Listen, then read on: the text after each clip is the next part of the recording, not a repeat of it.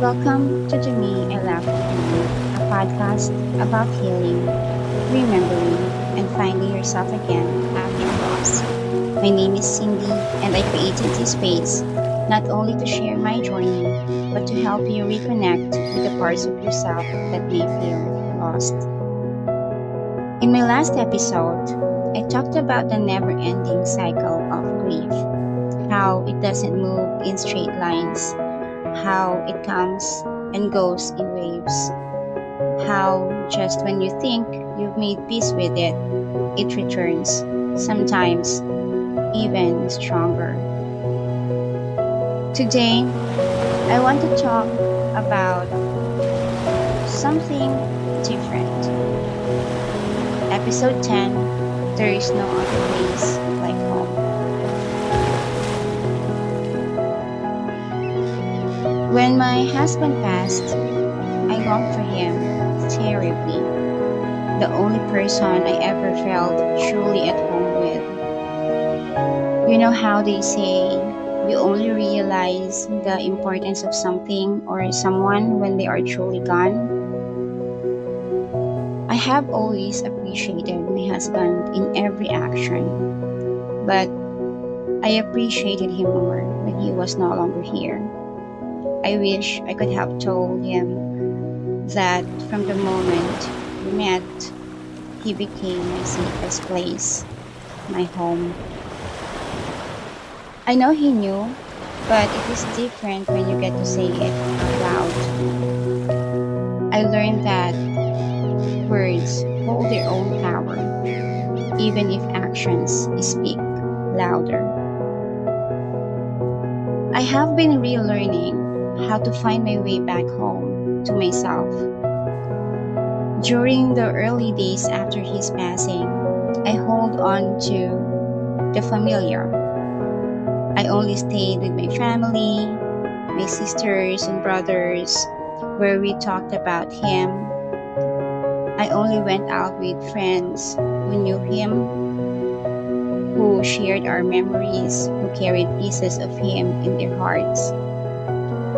I found comfort in his best friends' stories, in the way they spoke of him as if he had just stepped out of the room and would be back any minute. And then there was someone, a person who for a moment made me feel like he did. A voice, a presence, a familiarity that helped lighten the heavy load of grief. I will forever be grateful for those moments, for the comfort found in what felt like echoes of him. They helped me survive. But time will come and you will realize that nothing, no one can ever replace him. Because home isn't just a place or a person, it's a feeling. To feel like someone is your home is to feel understood without explanation. It's the way they look at you and see beyond the surface. It's the comfort of silence that isn't awkward, the kind where you can just be without the need to fill the air with words. It's sharing laughter over the simplest things, the ones that wouldn't make sense to anyone else. It's knowing that no matter how messy, broken, or lost you feel, they will never turn away. It's the way they hold your hand, not just when things are easy, but when life is at its hardest. My husband was all of these things.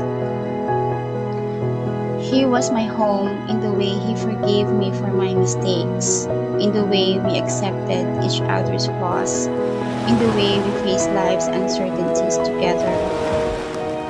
A home where I could be quiet and peaceful, where I could be ugly and beautiful.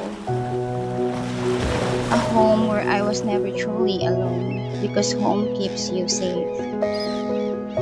Sometimes I feel guilty.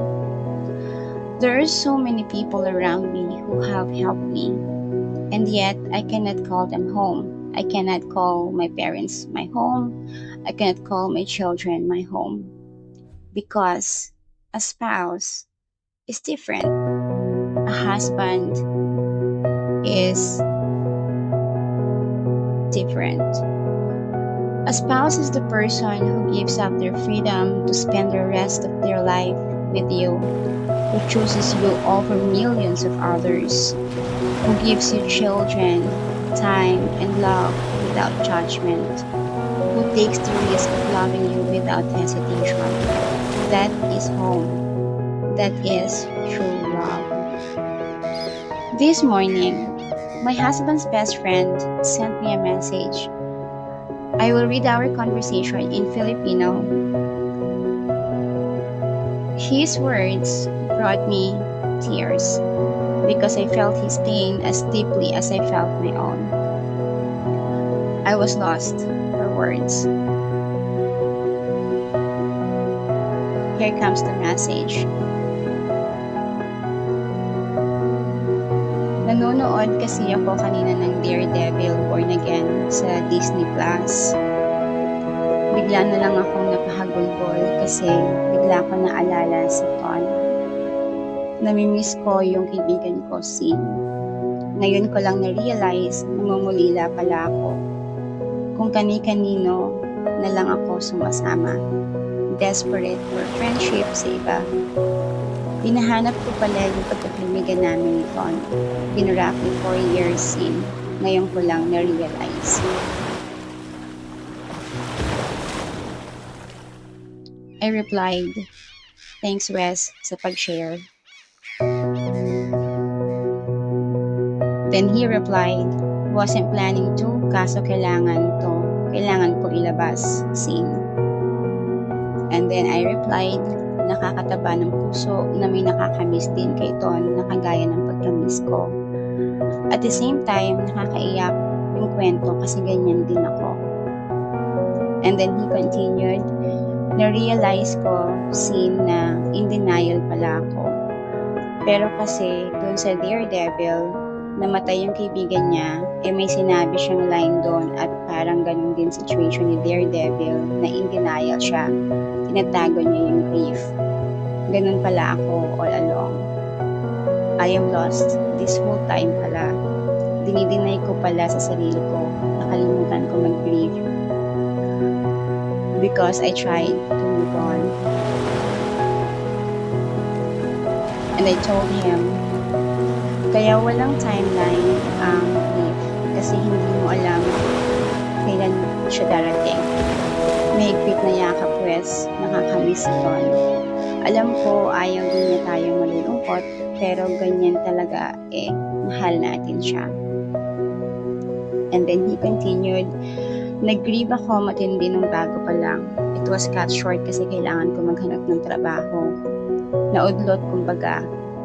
Hanggang sa I tried to fit in with everyone na ma-meet ko. Kahit Ton lang kasi ako naging at home 𝘚. Sa kanya lang ako may 100% natiwala. Di ko lahat marirealize kung hindi ko napanood yung episode ng 𝘨𝘪𝘵𝘏. And then we talked about other things. Grief finds us in unexpected ways. Sometimes it is in the quiet moments, in the unspoken understanding between two people who have lost the same person, that we find comfort. We may each grieve differently, but love remains constant. And love, even in loss, is still home.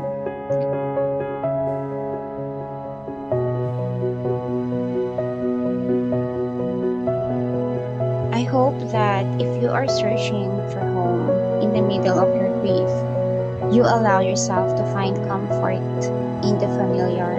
I hope you embrace the people, places, and moments that remind you of love. The kind of love that never truly leaves. And I hope you know that no matter how lost you feel right now, you will always find a way back to yourself. Thank you for listening. Thank you for walking this journey with me. I'll see you in the next episode.